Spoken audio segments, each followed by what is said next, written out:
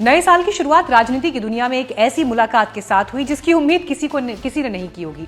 राजनीति की दुनिया का सुपरस्टार संगीत कला की दुनिया के रॉक स्टार से मिला।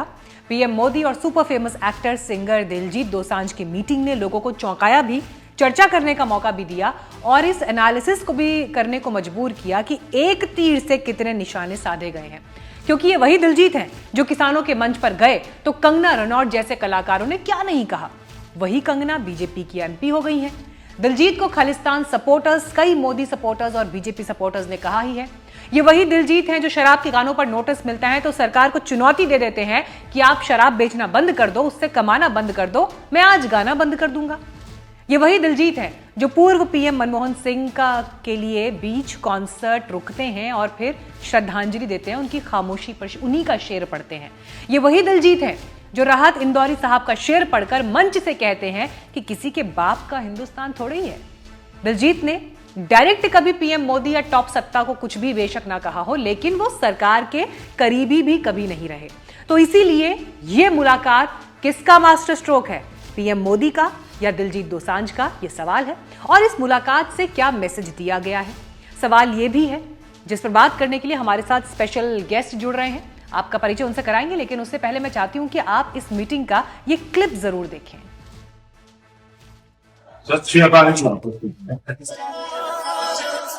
हिंदुस्तान के गांव का एक लड़का जब दुनिया में नाम रोशन करता है तो अच्छा लगता है। आपके परिवार ने उसका नाम दिलजीत रखा तो आप जीतते ही जाते हो लोगों को। हम पढ़ते थे कि मेरा भारत महान। जब मैं भारत घूमा ना जी पूरा तो मेरे को पता चला ये क्यों कहते हैं मेरा भारत महान। सचमुच में भारत की विशालता एक अपना शक्ति है जी। हम लोग एक वाइब्रेंट सोसाइटी है। भारत में सबसे बड़ा कोई जादू जिसको कह लो तो वो योग है। और जिसने योगा को अनुभव किया है वो उसकी ताकत जानता है।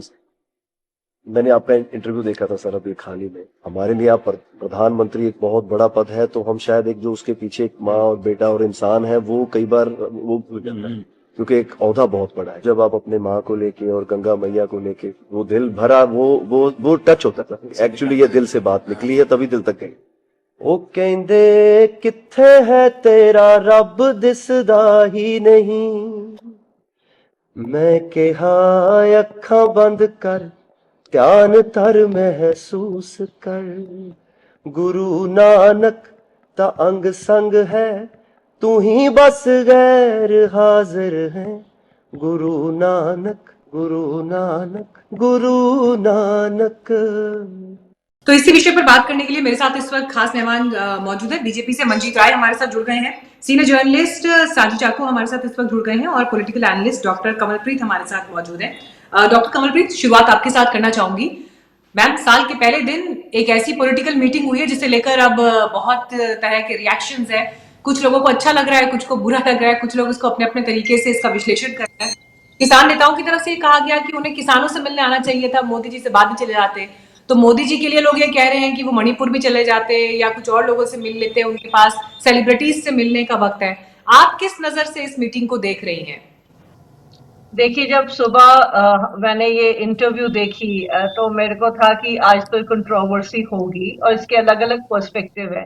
आई थिंक 2 दिन पहले मैं आपके शो पे थी तो मैंने कहा था नेगोशिएशंस चलनी चाहिए, तो यू हैव टू टॉक। सो ये एक बहुत अच्छा स्टेप है। और अगर आपको याद होगा तो दिलजीत दोसांझ पहली बार जब फार्मर्स प्रोटेस्ट हुआ था तो वहां जाके काफी उन्होंने सपोर्ट किया था। तो ये बात मिस्टर मोदी और उनकी गवर्नमेंट भूली तो नहीं है। पर इस गवर्नमेंट के खिलाफ आरोप ये होता है कि ये ऐसे लोगों से बात नहीं करती है, उनको अरेस्ट कर देती है या जेल में डाल देती है, व्हाटएवर।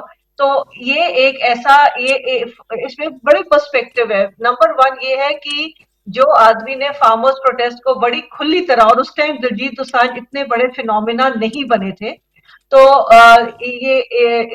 जिस सिंगर ने, आर्टिस्ट ने वहां बैठ के सपोर्ट किया है फार्मर्स को खुली तरह, अपना करियर दाव पे लगा के, तो उसी आर्टिस्ट से ये आज बात कर रहे हैं। Very good.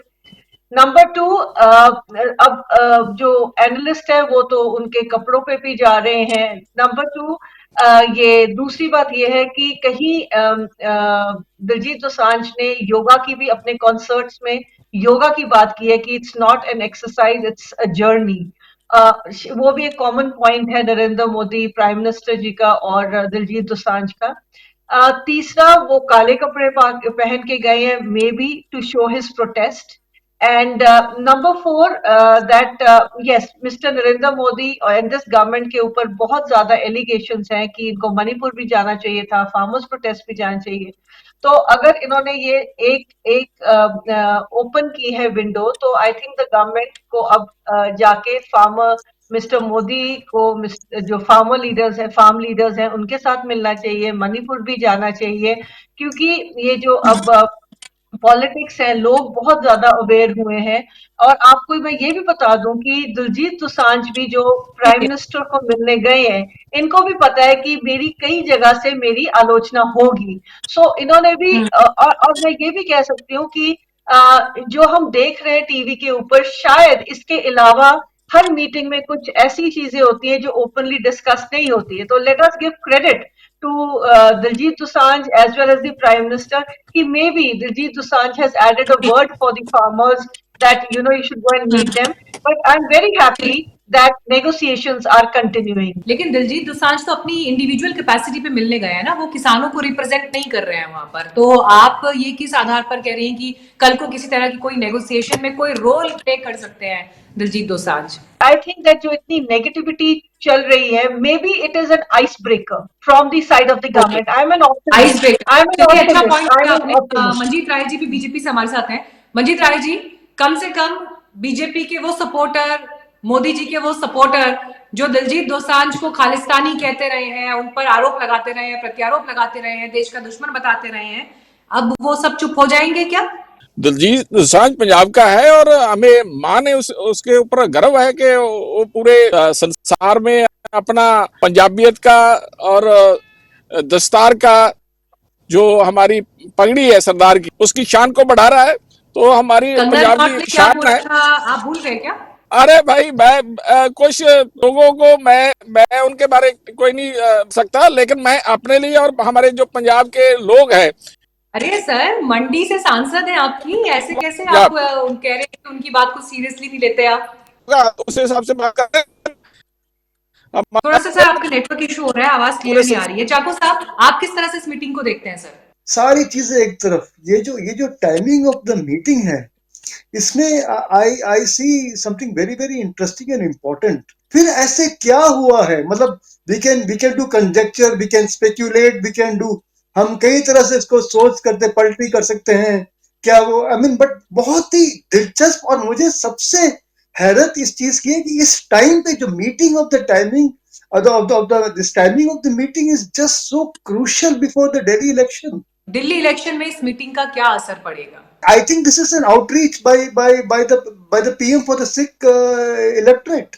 डॉक्टर कंवलजीत, क्या आपको ये लगता है कि अगर प्राइम मिनिस्टर मोदी के 10 सालों के इस काम को हम देखें, तो सिख कम्युनिटी के साथ में स्पेशली फार्मर्स प्रोटेस्ट की वजह से एक जो चैलेंजिंग सिचुएशन रही हमेशा, एक मैसेज ये भी देने की कोशिश है कि अगर सिर्फ फार्मर्स प्रोटेस्ट वाले मामले को छोड़ दिया जाए, तो प्रधानमंत्री लगातार ये प्रयास करते रहते हैं कि सिख कम्युनिटी तक पहुंचे, उनके बीच बातचीत के लिए पहुंचे, या जिस तरह से भी उनको प्रोत्साहन दिया जा सकता है या कुछ अच्छा किया जा सकता है वो किया जाए। जो डिसीजन मेकिंग होता है वो सिर्फ एक प्राइम मिनिस्टर का नहीं होता। He has a coterie, he has a group of advisers. मुझे लगता है that see I am a neutral person, मुझे लगता है and I am a Sikh also, मुझे लगता है कि the prime minister is given the wrong advice by his advisors, and when sanity prevails and when he sees the ground reality, he tries to make amends. मुझे ये लगता है, for example farmers law कब लिए गए, कब वापस लिए गए? गुरपुरब के दिन, विच इज जो हमारे गुरुज के, हमारे सिख्स के लिए बहुत बड़ा ऐतिहासिक दिन है, राइट? मैं पहले भी बोल चुकी हूँ, अपनी क्लासेस में भी मैं बोलती हूँ कि आसान नहीं है एक प्राइम मिनिस्टर या एक गवर्नमेंट को अपना लॉ वापस लेने के लिए, और ये 3 लॉज वापस लिए गए हैं। We should give credit to the prime minister कि वो डैमेज कंट्रोल करते हैं। पर मैं ये पूछना चाहती हूँ कि वो इतना डैमेज होने क्यों देते, जब अब उनको सिक्स की फितरत पता लग गई है कि प्रोटेस्ट करेंगे, कि जब भी कुछ गलत होता है the Sikh community following in the footsteps of the great gurus, अगर ये कम्युनिटी प्रोटेस्ट करती है तो इतना डैमेज क्यों होने देते हैं। And I really like your point Meenakshi कि कंगना रनौत अब कहां पे है, जब प्राइम मिनिस्टर, उनके प्राइम मिनिस्टर ने दिलजीत दोसांझ, जिनके साथ आई थिंक कंगना रनौत की बहुत ज्यादा वॉर ऑफ वर्ड्स हुई थी, जब अब what does she have to say about Diljit Dosanjh or about the Sikh community? You cannot call anybody Khalistanis just because they protest. Article 19 gives you freedom of speech. So मैं तो यही कहूंगी कि ये जो मीटिंग है, जैसे हमारे जर्नलिस्ट पैनलिस्ट ने बोला है कि टाइमिंग ऑफ द मीटिंग, अरे 2025 है, 2024 में बहुत बुरे हालात देखे, why not think that 2025 is going to be a year to remember, to bring about peace. So अगर ये शुरुआत हुई है, credit goes to, I don't think Diljit Dosanjh की तरफ से ये स्टेप उठाया गया होगा, because prime, of course he is a very big star, but at the same time prime PMO को मिलना, आई थिंक ये शुरुआत पीएमओ ऑफिस से हुई होगी, डैमेज कंट्रोल एक्सरसाइज।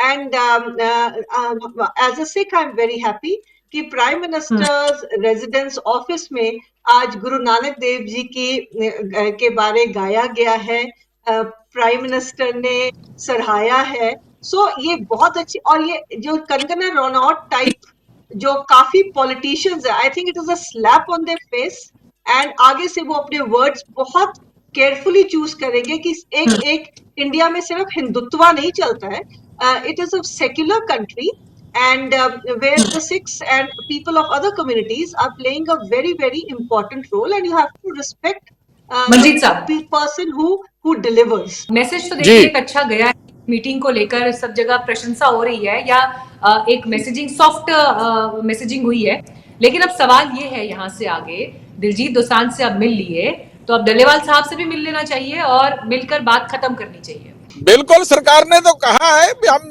मिलने के लिए तैयार हैं और आने वाले दिनों में शायद मिलेंगे भी। मेरे को लगता है ऐसा, जैसे जैसे सुप्रीम कोर्ट का आदेश आया या बाकी चीजें भी हुई है, तो मेरे को लगता है अभी किसान और सरकार बैठेगी। मैं अपनी नॉलेज के लिए जानना चाह रही हूँ, किसने बोला है सर कि मिलने के लिए तैयार है? किसने बोला है? मेरी जानकारी में नहीं है। हमारे जो एग्रीकल्चर मिनिस्टर हो तो कई बार बोल चुके हैं भाई हम तो किसानों को हर समय तो सुनने के लिए तैयार है।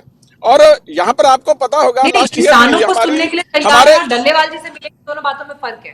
कृषि मंत्री गए, कृषि मंत्री तो देखे ना, उन्होंने अपने डेलीगेट भेजा, उन्होंने अपने ऑफिसर्स को भेजा वहां पर, तो डल्लेवाल जी के पास जाकर आए, दोनों ऑफिसर्स जाके आए वहां, मिनिस्ट्री के जाके आए, एक डायरेक्टर थे और एक सचिव थे, दो व्यक्ति उधर से आए थे, एक शायद पंजाब का था, 3 लोग मिलने के लिए डल्लेवाल जी को गए थे वहां पर खनौरी बॉर्डर पर।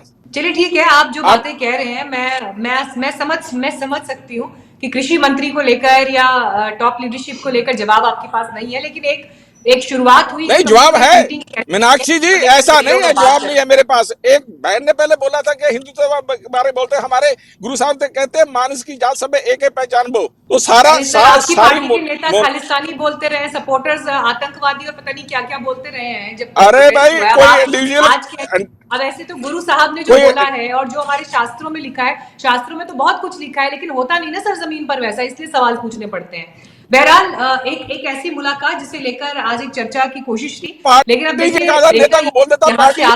ये मीटिंग से जो एक मैसेजिंग हुई है उसका इम्पैक्ट आने वाले दिनों में और किस हद तक दिखाई देता है। लेकिन यकीनन साल की शुरुआत में ये मीटिंग, जो हमने शुरू में भी कहा कि राजनीति के सुपरस्टार की, संगीत और कला की दुनिया के रॉक स्टार से एक मीटिंग है, और ऐसी मीटिंग से अगर अच्छे मैसेज जाए, एक पॉजिटिव मैसेज जाए, जिसके बाद जो टकराव की स्थिति है या जहां पर एक डेडलॉक दिखाई दे रहा है, अगर उसमें बेहतरी होती है तो यकीनन ये अच्छे संकेत है। आपका बहुत शुक्रिया इस बातचीत में जुड़ने के लिए, बहुत बहुत धन्यवाद।